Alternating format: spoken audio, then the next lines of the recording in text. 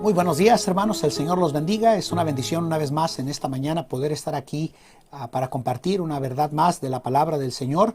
Y bueno, durante estos días he comenzado a hablar de principios bíblicos para un avivamiento en el pasaje de Lucas capítulo 3, versículo 4 al 6. Y mire lo que dice: como está escrito en el libro de las palabras del profeta Isaías, que dice: voz del que clama en el desierto, aparejad el camino del Señor, haced derechas sus sendas. Dice: todo valle se henchirá y bajaráse, mire, todo monte y collado, y los caminos torcidos serán enderezados y los caminos ásperos allanados. Y mira el resultado: verá toda carne la salvación de Dios. Yo quiero hablarles todavía en este devocional de principios bíblicos para un avivamiento. Vamos a orar. Padre, bendice este día, esta meditación de tu palabra para este devocional, y ayúdanos, Señor, a conocerte más a través de un avivamiento personal en Cristo Jesús. Amén. Los avivamientos, hermanos, normalmente comienzan de forma personal. Después se convierten en avivamientos colectivos, como ocurría a través de la historia.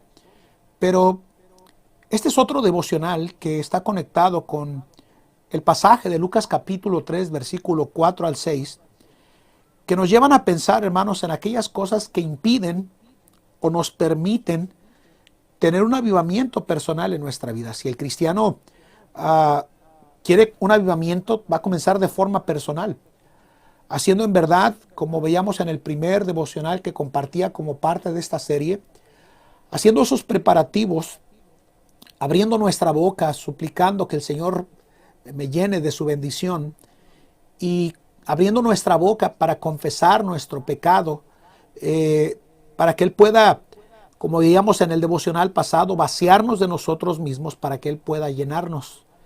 El vacío del cristiano debe de ser lleno con la presencia y el poder del Espíritu Santo. Por eso vemos a tantos cristianos frustrados, sin gozo, sin victoria sobre el pecado, sin triunfos espirituales que le lleven a gozarse de que el Señor ha estado de su lado.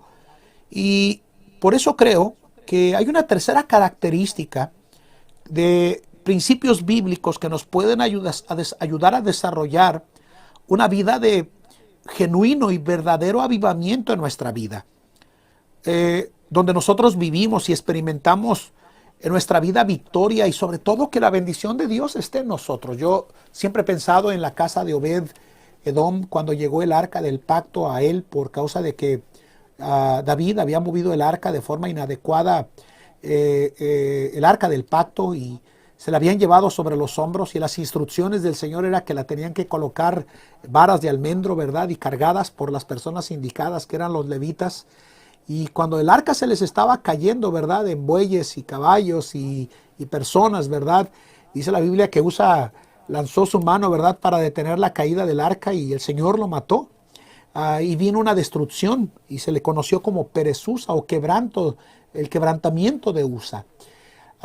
Eso nos recuerda que cuando Obed-Edom llevó el arca del pacto, por la temeridad con la cual había caído sobre David por esa muerte tan catastrófica, la Biblia nos dice, hermanos, que Obed-Edom, siendo un pagano convertido al Señor, la Biblia nos dice que comenzó a experimentar la bendición del Señor porque tenía el arca del pacto.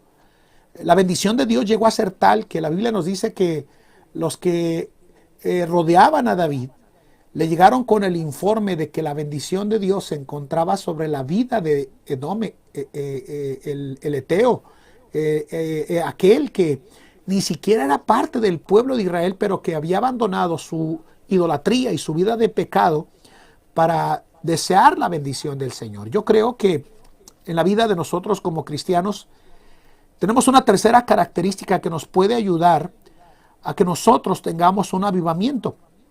Dice aquí en este versículo 5, todo valle se henchirá. Para que se llene se tiene que vaciar. Lo vimos en el devocional pasado. Pero después dice: y bajaráse todo monte y collado.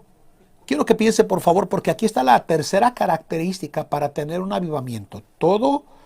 Bajaráse, todo monte y collado. Cuando se nos dice se bajará todo monte y collado, recuerde por favor esto, no está hablando de asuntos geográficos en verdad. Está hablando no de tratamientos para la tipografía en realidad. Está hablando de cómo el pueblo de Israel, hermanos, pero también cada uno de nosotros, por soberbia y por creer que estaban bien, fueron impedidos de ver al Mesías, al Señor Jesús, obrar sobre sus vidas.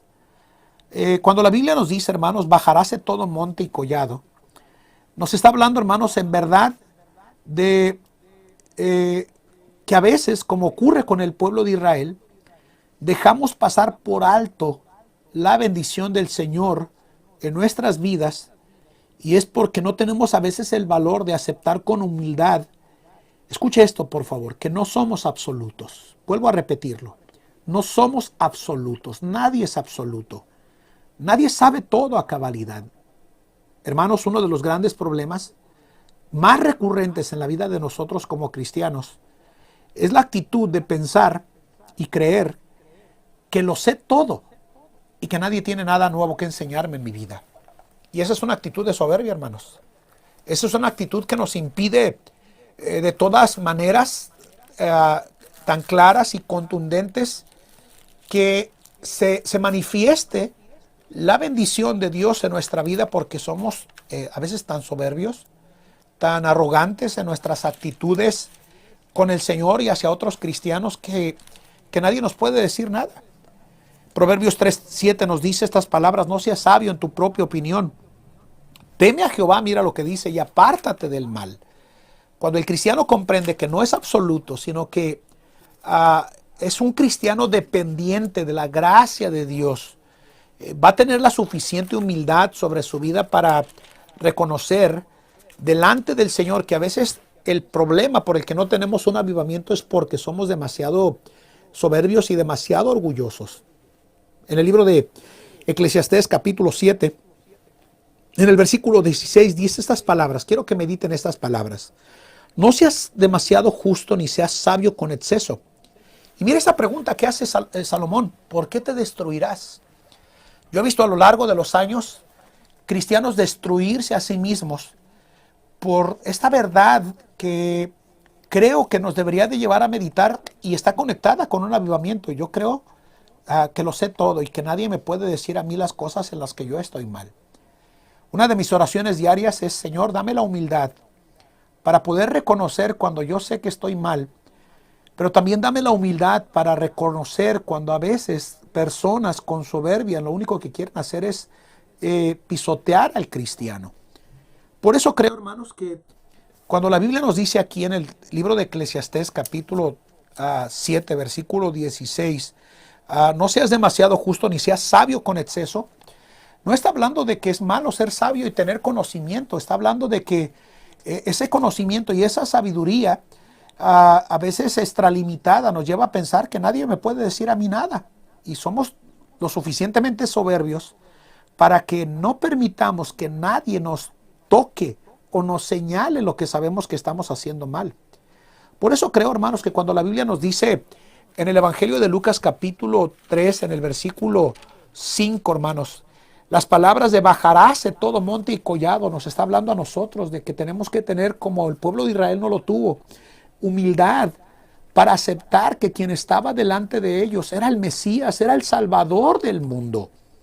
El pueblo de Israel, hermanos, por pura soberbia y por creer que estaban bien, fueron impedidos de ver al Señor obrar sobre sus vidas, porque en el proceso de vivir un avivamiento personal, hermanos, y espiritual, el creyente debe de tener una actitud que sea lo suficientemente humilde para reconocer que no somos autosuficientes. Miren, nos volvemos soberbios cuando dejamos de orar, porque creemos que somos nosotros y no Él.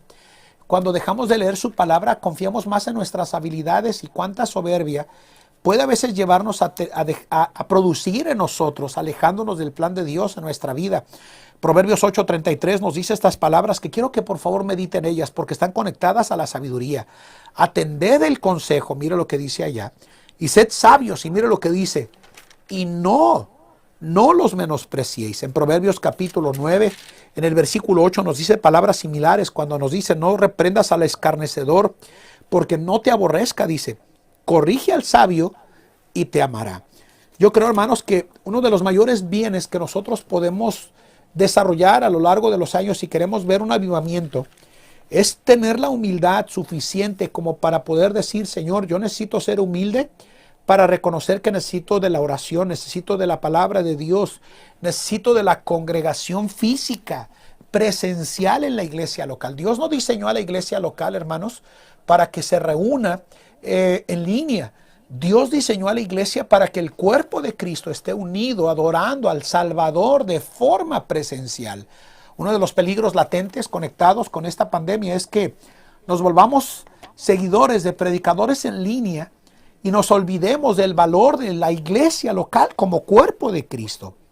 La Biblia nos dice, hermanos, que el cristiano que experimenta en verdad la bendición del Señor es aquel que deja a un lado esa soberbia y reconoce que este periodo de pandemia lo ha colocado al cristiano en un periodo de comodidad y de alejamiento del Señor en su vida como cristiano.